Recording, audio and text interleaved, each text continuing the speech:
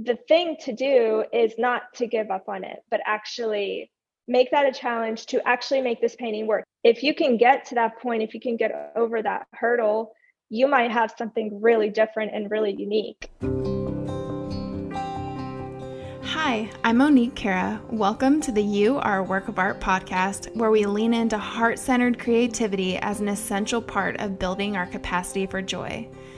Joy isn't just an emotion we feel, it's a reservoir of strength that enriches our brightest moments and carries us through our darkest ones. That's where I come in. If we haven't met yet, I'm a full-time working mom of 2 boys, an entrepreneur, and a fine artist. I learned how to create in the margins of life. I get it, we're all busy, but friend, creativity isn't a luxury, it's a necessity. It is central to our purpose, our joy, and our legacy. Together, we'll explore practical tools to purposely nurture our creativity. Through the ups and downs, setbacks and breakthroughs, struggles and delights, it's all part of the process, and it's a journey you don't have to figure out alone. So grab your headphones and get ready to venture into your most joyful, creative life. This is You Are a Work of Art.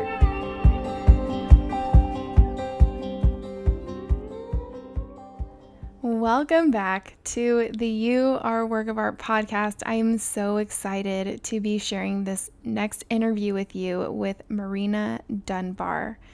She has these gorgeous abstract paintings and she uses sand. It's really interesting. If you haven't checked her out on Instagram, her handle is at marina.sd.studio. I will have all of her links in the show notes, which can be found at moniquecara.com/show notes/episode 003. All right, so before we dive into this episode, I want to tell you a little bit more about Marina. Her paintings are nature-based abstractions composed through harmonious movement, material improvisation, and layers of translucent color. Her paintings bear resemblance to elements in nature, while simultaneously departing from literal representations. Each painting seeks a level of reservation as well as an embrace of the unforeseeable. Her relationship with the painting is very physical. In her process, she manipulates the surface of each piece by granting it a sculptural quality.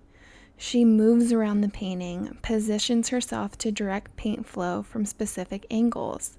The process lends itself to buildup of the layers, capturing traces of both time and movement. Her practice is both seductive and uncertain. Fluent media is sensitive to its environment. A deep breath, a slight shift of focus, a sound in the distance can make all the impact in the process, causing the paint to sway from the predetermined path. Intriguing, right? I'm so excited to share this interview with you. So without further ado, here we go.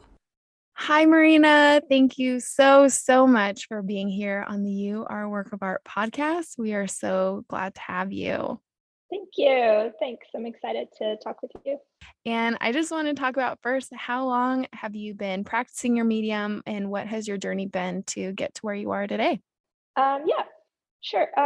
So I started focusing on painting specifically when I was in high school. I think I was a sophomore. Um, and before that, I was doing like, creative stuff. And I always liked creative things. I always liked like building things and all of that. But actually, like focusing on art was in high school. I really was not good at anything else in high school. Like I was making like B's and C's and sometimes F's, and I was also like a really ignorant teenager. Like I just didn't care.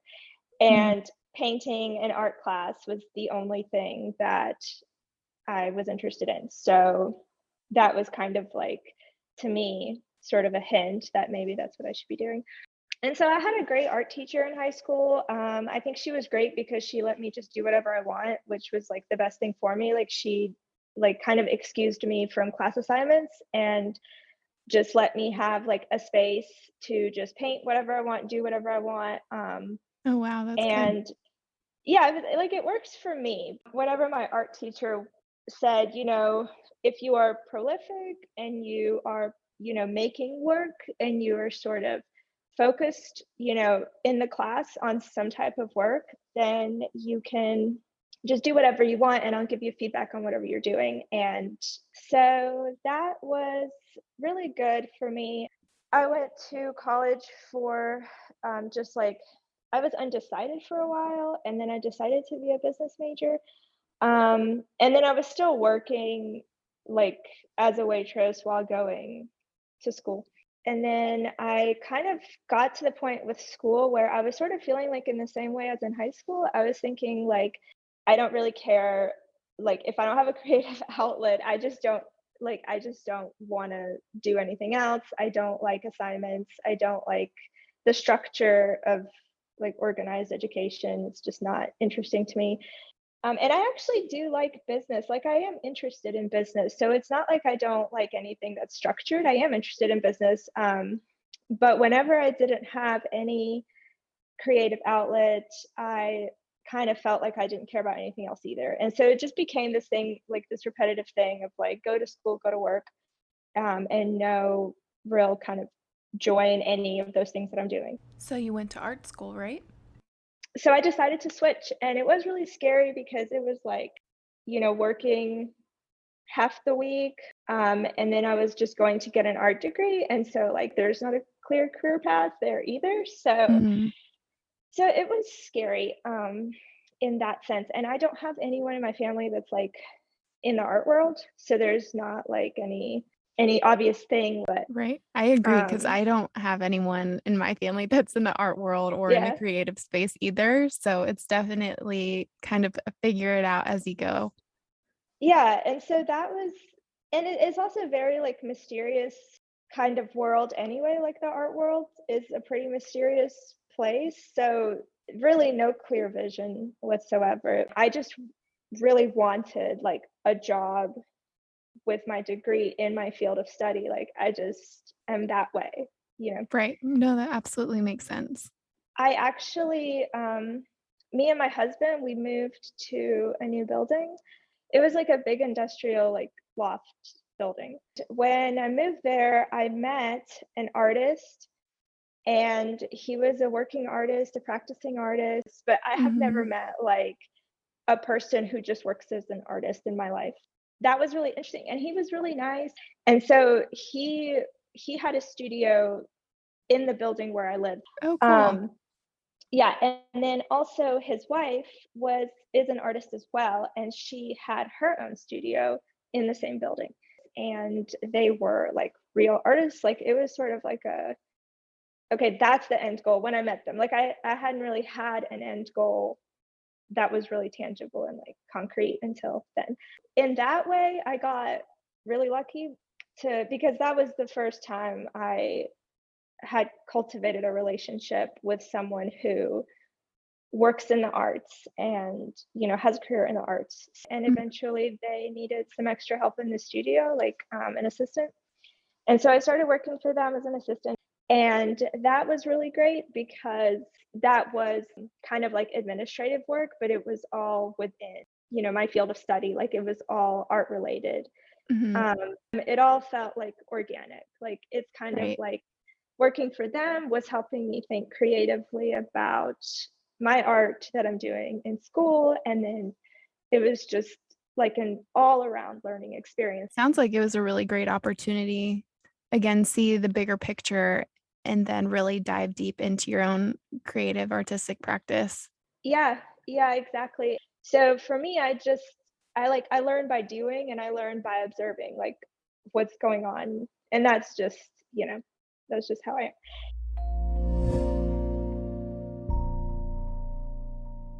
This episode was sponsored by my fine art, Monique Cara Studio. Art is an expression of who you are. Whether it's your home or office, art is what makes it yours. My paintings are bursting with color, literally. Color influences not only your mood, but behavior as well, making it likely one of the most important things to consider when adding it to your space.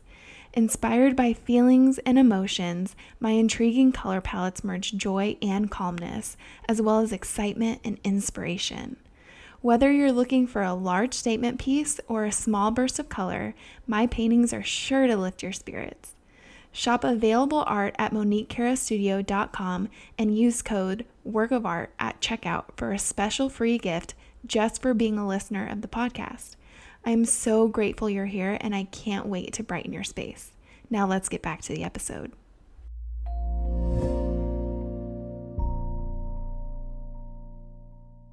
Would you say that your style, the painting with sand and everything else, is kind of where you've always been, or has that morphed through the years? Yeah, it's changed a lot through the years, which I think is definitely healthy. I guess if you were to look back on my work from like 2018 or somewhere around then, you'd see like I think it retains similar sensibilities. So I think there are certain aspects of the work I've always done that are like, that have stayed, such as like it is abstract painting. It has a lot of organic and fluid moments. There's a lot of balancing between control and spontaneity within the process. But the way that I use the material and the way that and like what material I'm using, like that has changed. And then incorporating sand, I think that's just been like about a year so far that I've started to use it. So that's relatively new. How did you decide that that's what you wanted to kind of dive into? Um, the sand specifically, that is kind of like, I don't know if there was like one specific moment. There was a paint that I was using on my paintings. And this paint that I was using had like this really velvety and textured quality. And I remember looking at it, and especially when I put it on like really thick, I remember thinking that kind of looks like sand.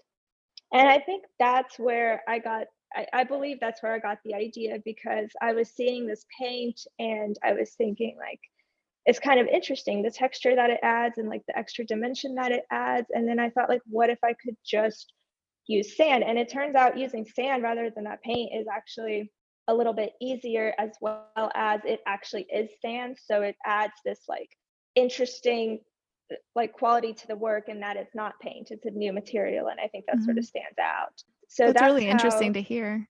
I feel like yeah. working with sand would be harder than like Yeah. a paint that has that texture in it. It was actually harder to use because I wasn't really using it in the way that you would use spray paint. So, but then that gave me the idea of sand as a much more stable material for what I'm doing with it. Mhm. That's Uh, awesome. So, where do you draw your inspiration from? I don't really have a specific answer for that question, and I never really have had, because there aren't, for me, there are not really any tangible sources of inspiration, and there never really have been. The way that I get, I guess, inspiration is just being very sensitive to my environment and becoming curious and interested in little things that kind of trigger my creativity, if that makes sense. And I think that's really what all artists ever do. I think artists are so sensitive and so observant of both their environment and their feelings, that they're able to make artwork from those kind of everyday situations and their research. Mhm. So, like, when you talk about feelings, are you able to kind of look at a painting and just remember what you were feeling or what you were thinking in that Yeah, space? yeah, I can actually, very much so. Yeah, like I can actually have associations with work, and they can be both positive and negative. Like if there was something negative happening in my life during the time that I make a painting, I never want to look at it again, and I just and that's tough because that's happened to me before. But I, even when I see like the paint splattered like on my apron or something, and if it's like fresh and I can remember where that came from, it definitely reminds me of that specific work and then what was happening and what sort of compelled me to make and finish that work in the way that I did. So Mhm. yeah. So, how would you describe your creative process? It's a very fluid and kind of organic process. I really let it sort of develop as like I don't have very specific plans for a painting.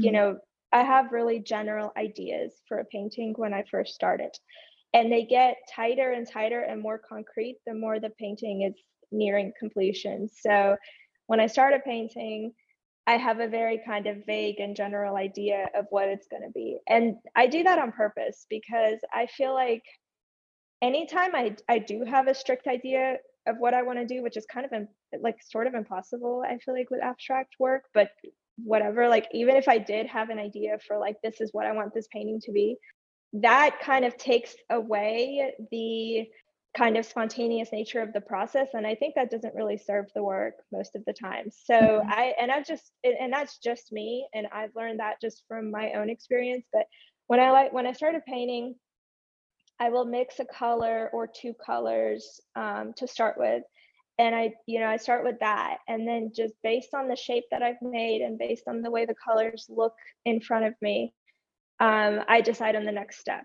And then I keep doing that. And then once I get to like midway or pretty close to being done with it, that's when I start to consider like every little detail and every little next detail. And so it gets, the process is more compact, like the closer I get to the finish line.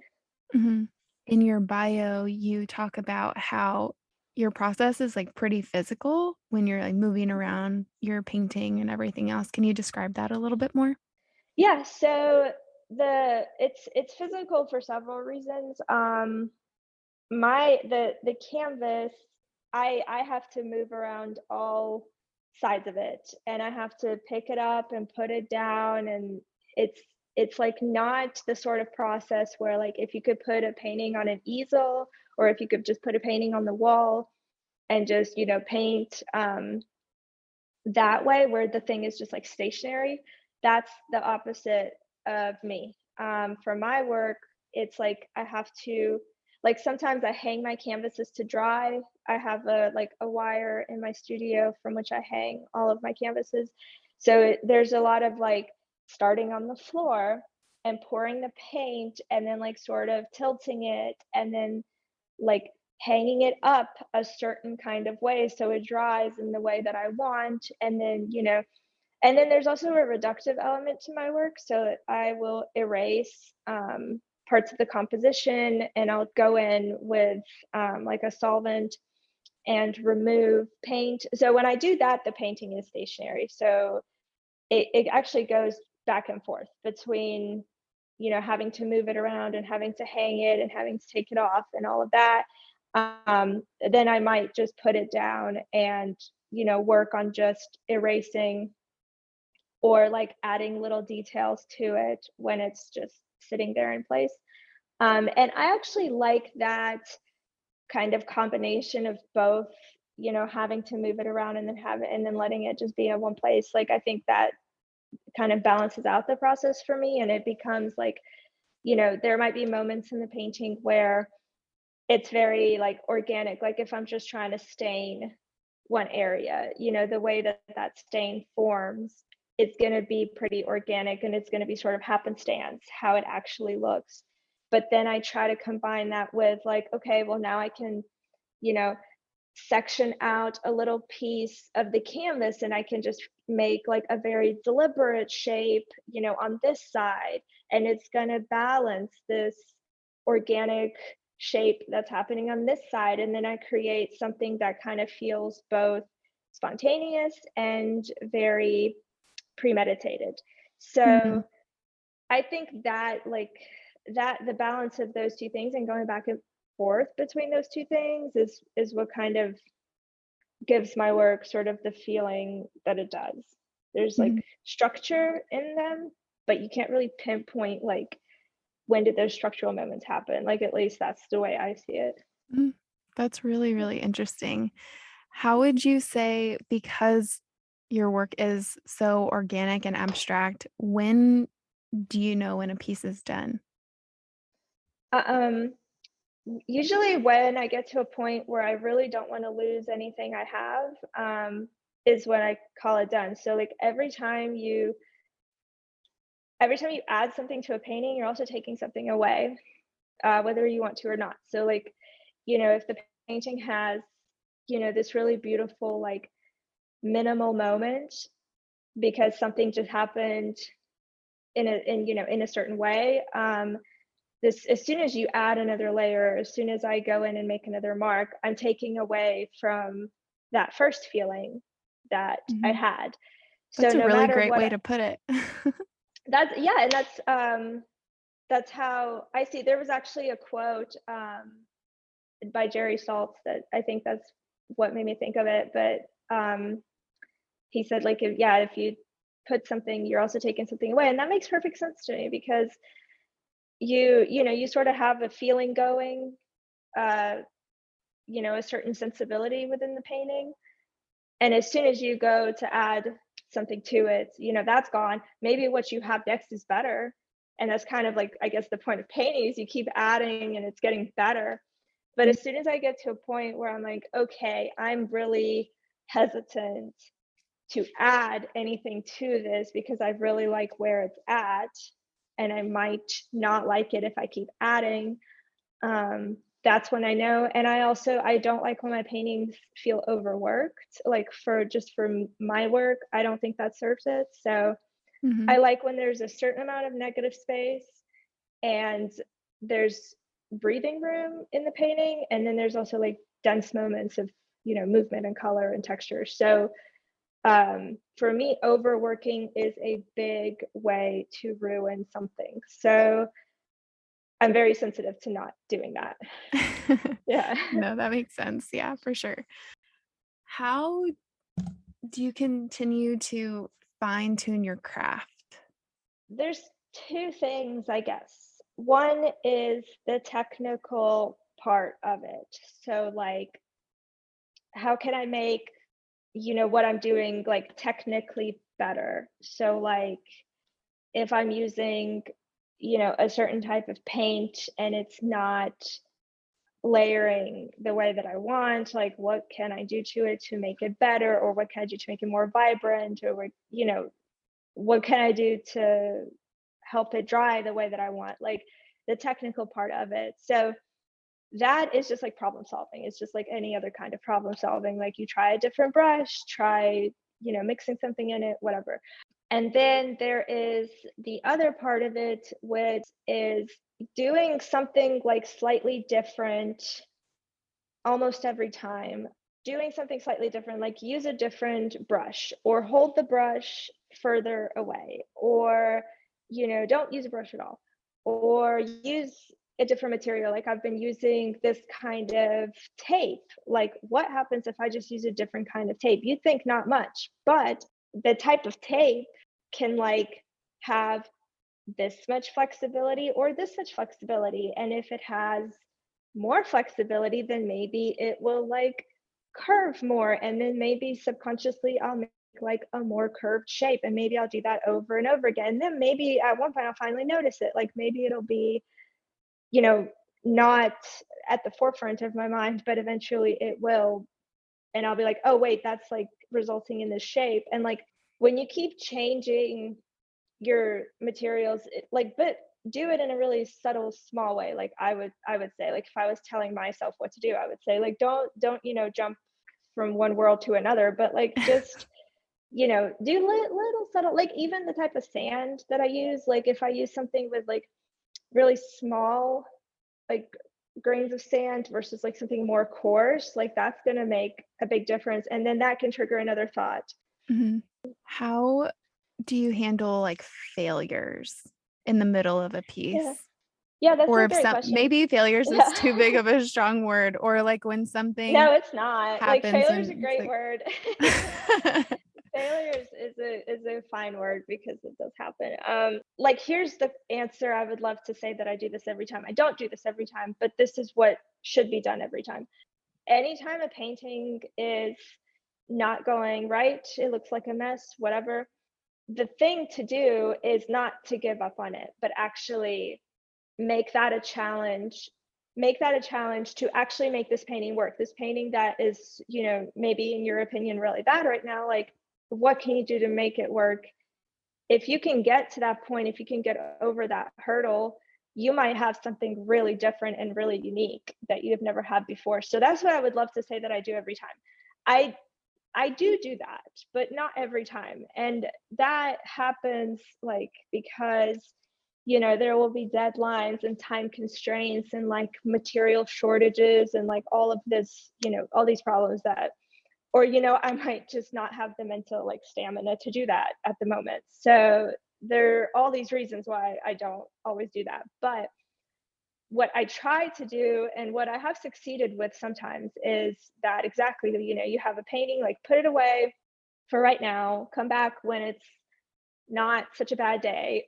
And I think when a painting is like failed at the moment, that is also a time where I can do something really risky that I wouldn't do with a painting that I really love, like use a color that's super different or use a material that I've been wanting to try, but I haven't tried yet. Something that's like pretty abnormal, like that's a Mm-hmm. chance to, instead of making an incremental change to your process, make like a big change and just see what happens, because you don't like it right now anyway, so you don't have anything to lose. So that's how I think. So that's what I do Mhm. sometimes as well. I do have a stack of paintings that I don't like, stored away, and when I'm feeling like curious, I might pull it out and do something to it that I don't care if I ruin it more because I don't like it right now anyway. So No, that's yeah. really, really great advice. Yeah, thank you. So, kind of coming to the end here, how would you say that creativity in art, like what has that brought to your life? I think, well, like a sense of being content and happy is what it has done, because like I mentioned, when I wasn't doing that, when I was going to school and going to work and doing both of those things with um that were not like something I'm passionate about, I was unhappy. And so, I think doing whatever it is that you love to do is going to increase your sense of happiness no matter what. And so that's what I really am a strong believer in that. Like, I think a lot of people sort of, they might dedicate their life like to a job that is, not their true love or whatever, which is kind of like what we're taught to do in society, which is so weird. Like, it's so prioritized that people just like do something practical, Mhm. which is really great if you love the practical thing that you're doing. Like, that's awesome. But I think it's it kind of brings a lot of self-love to yourself if you can do something that you actually are super interested in or love doing. And that could be anything. It doesn't have to be art. For me, it's art, but for anybody, like, to do whatever it is, that thing that, they love to do. So for me, it's brought me like this sense of like, I'm doing the thing that I want to do. So like, I'm pretty sure that when I'm like older, I won't have this thing in the back of my head that's like, oh, you should have been doing this, like your whole life. Like, why didn't you do that? Like, I'm sure I'll have other regrets that are not, that, but at least that's one of those things I'm not going to be like, well, you always, wanted to do that, but you never did. So it's kind of like, I think that can weigh on someone, that idea of like, there's always this thing I wanted to do and I've just never been able to. So it's like that, I think eliminating that can sort of eliminate a weight. Yeah, Yep. absolutely. I totally agree. Which, like we were talking about beforehand, I'm trying to get to. So, yeah, that's Yeah. awesome. Thank you so much, Marina, for being here with us today. For our listeners, where are they able to find your work and connect with you? My email, my website, social media, any one of those ways is a good way to say hi and talk. Awesome. And I will have all of those links in the show notes for everyone. But again, thank you so, so much, Marina. We were so honored to have you here today. Thank you. I really appreciate it. It was fun. I hope you enjoyed today's episode with Marina Dunbar. Make sure to check out the show notes at moniquecara.com/show notes/episode 003 for links to our website, social, and her email. Your homework this week is to make one small incremental change in your creative practice. Push yourself to discover something new. And in case you've missed it, I'm almost a third of a way done with my 100-day project, which has been so fun and a way to explore and discover new things in my practice. And your affirmation for the week, I am constantly learning and growing through the process. One more time. I am constantly learning and growing through the process. Okay, next week I'm sitting down with Emily Newman of Emily Ann Art Studio, and you don't want to miss it, so be sure to subscribe. Talk soon. If you love the show, could you do me 2 quick favors? First, take a screenshot of the podcast or a photo of where you're listening, post it to your stories, and tag me on Instagram. I'm at It's Monique Cara. I'm so excited to hear from you, and I'll always share it with my audience as well. Also, if you're listening on Apple Podcasts, can you take a second to leave a quick 5-star review? This helps us find more amazing humans like you, and your support in these 2 things truly means the world to me. Thank you so much in advance for your kind words. Talk soon.